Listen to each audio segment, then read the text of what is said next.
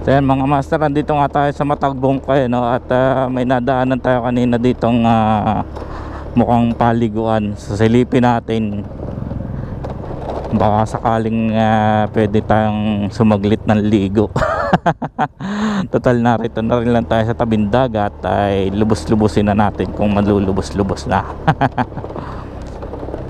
Ayun o, daming tao. So tingnan natin kung tayo ay makakaligo. Parang napuntahan na namin ito nung birthday ni Abril. Silipin natin dito sa may tabing dagat.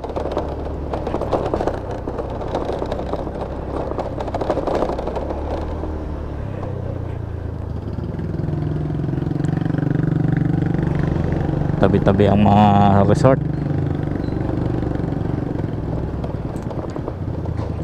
Yan o, nandito dito, liko tayo dito. Meron dito akong nakitang tabing dagat eh. Ay, madulas. Silipin lang natin. Op, siya.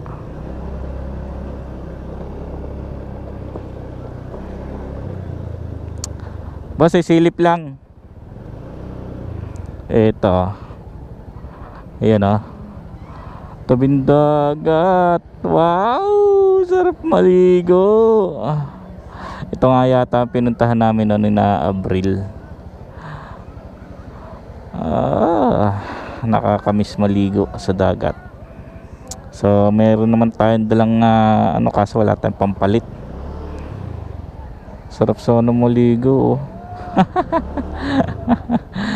Naka boxer short lang, no? Sayang. So next time ayain natin yung pamilya natin dito. Sa daan tayo Monte Maria, may bagong bukas daw doon na glass walk na bagong pasyalan sa mismong Monte Maria.